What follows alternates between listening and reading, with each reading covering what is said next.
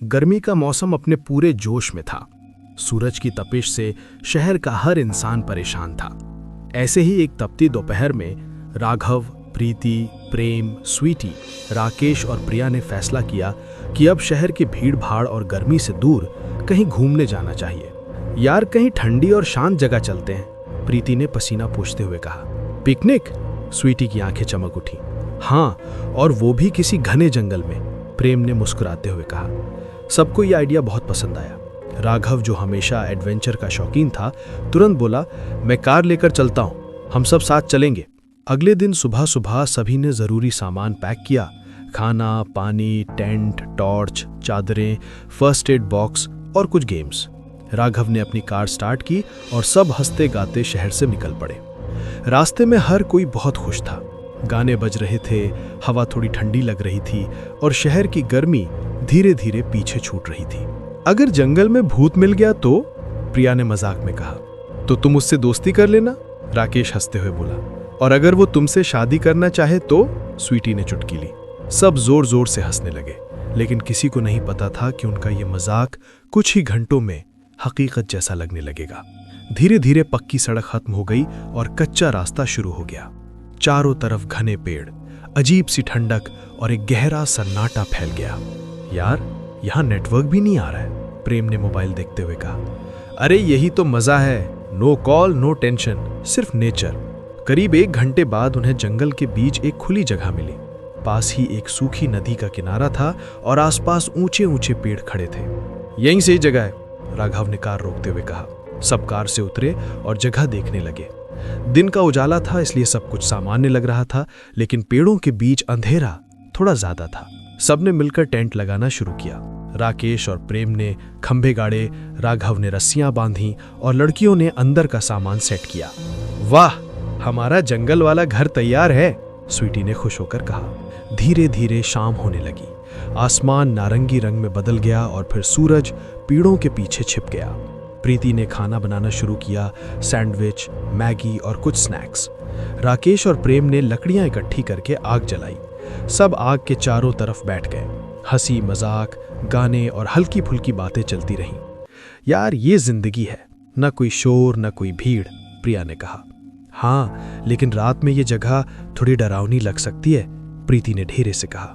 डरने वाली कोई बात नहीं है, राघव ने भरोसा दिलाया। हम सब साथ हैं। रात धीरे धीरे गहराने लगी। आसमान में चांद निकल आया, लेकिन घने पेड़ों की वजह से उसकी रोशनी जमीन तक मुश्किल से पहुंच रही थी। करीब 10 बजे के आसपास अचानक दूर से एक अजीब सी आवाज आई। तुम लोगों ने सुना? स्वीटी ने डरते हुए पूछा। हाँ, जैसे कोई रो रहा हो, प्रिया ने कहा। सब कुछ पल भर के लिए शांत हो गया। अरे जंगल है, जानवर होंगे, राकेश ने कहा, लेकिन उसकी आवाज में भी हल्की घबराहट थी। कुछ देर बाद फिर वही आवाज आई, इस बार थोड़ी और साफ, जैसे कोई औरत धीरे धीरे रो रही हो। प्रीति ने राघव का हाथ पकड़ लिया। मुझे अच्छा नहीं लग रहा। ठीक है, सब टेंट के अंदर चलते हैं, राघव ने कहा। सब टेंट के अंदर आ गए, लेकिन किसी की भी नींद नहीं आ रही थी। अचानक बाहर से सूखे पत्तों पर किसी के चलने की आवाज आई। खर खर। कोई बाहर है, प्रेम ने फुसफुसाते हुए कहा। राघव ने टॉर्च उठाई और धीरे से टेंट का जीप खोला। बाहर अंधेरा था, लेकिन टॉर्च की रोशनी में पेड़ों के पीछे कुछ हिलता हुआ दिखा। कौन है वहां? राघव ने जोर से पूछा। कोई जवाब नहीं आया। तभी राकेश बोला, मैं देख कर आता हूं। नहीं, अकेले मत जाओ, प्रिया ने कहा। लेकिन राकेश फिर भी टॉर्च लेकर आगे बढ़ गया। कुछ सेकंड बाद ही उसकी चीख गूंज उठी। आ! सब भागते हुए उसके पास पहुंचे।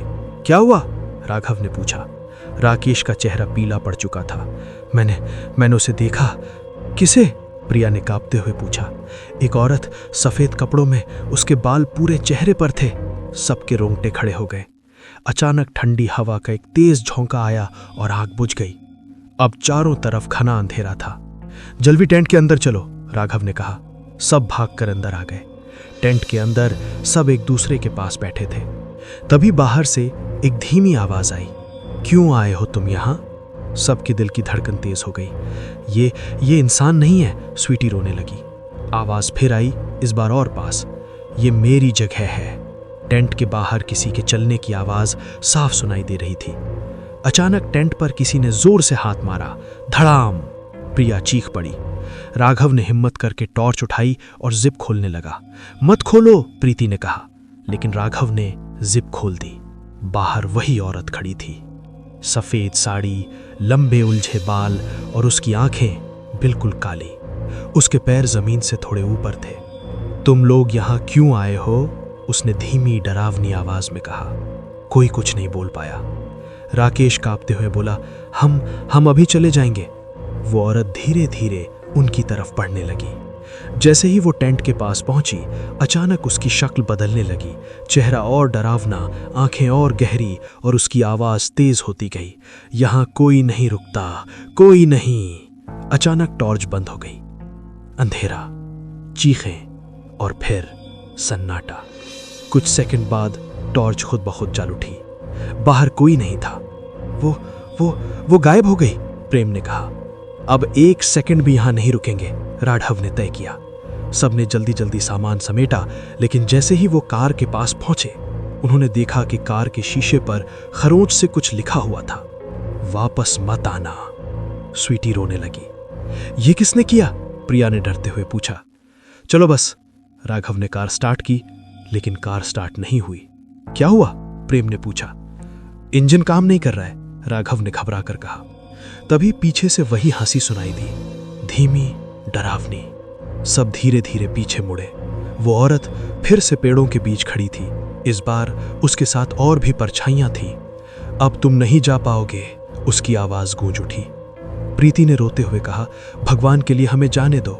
अचानक राकेश को याद आया, कार में फ्यूल कम था, शायद इसी वजह से बंद हुई है। अब क्या करें? स्वीटी ने कहा। राघव ने गहरी सांस ली। सब लोग धक्का लगाओ। सबने मिलकर कार को धक्का देना शुरू किया।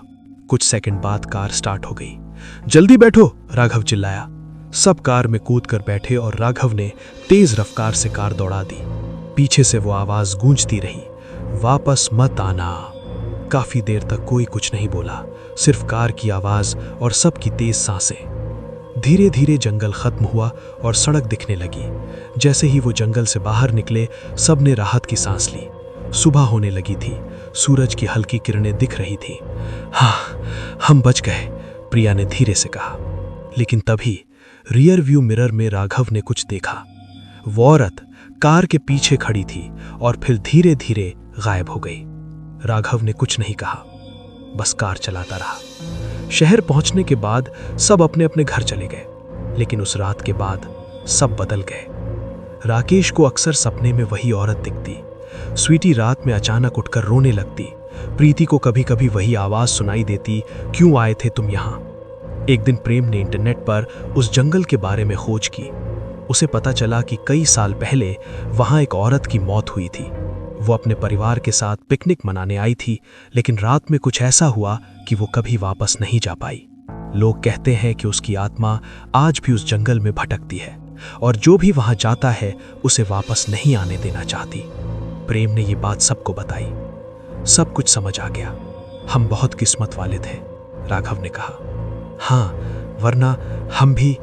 प्रिया की आवाज कांप गई। उस दिन के बाद उन्होंने कभी उस जंगल की तरफ जाने की हिम्मत नहीं की। लेकिन कहानी यही खत्म नहीं होती, क्योंकि कुछ दिनों बाद राघव की कार के अंदर पीछे वाली सीट पर उसी औरत के बालों का एक छोटा सा गुच्छा मिला और उसके साथ एक हल्की सी फुसफुसाहट, मैं अभी भी यहीं हूं। उसके बाद कार के अंदर अचानक ठंडी हवा चलने लगी। राघव ने डर कर कार रोक दी, लेकिन जब उसने पीछे मुड़कर देखा तो वहां कोई नहीं था, सिर्फ खाली सीट और एक नया खरोंच का निशान। वापस आओ। अब ये सिर्फ एक याद नहीं थी, बल्कि एक डर था जो उनके साथ हमेशा के लिए रह गया। और शायद वो औरत अभी भी उनका इंतजार कर रही है, जंगल के उस अंधेरे में जहां से कोई वापस नहीं आता।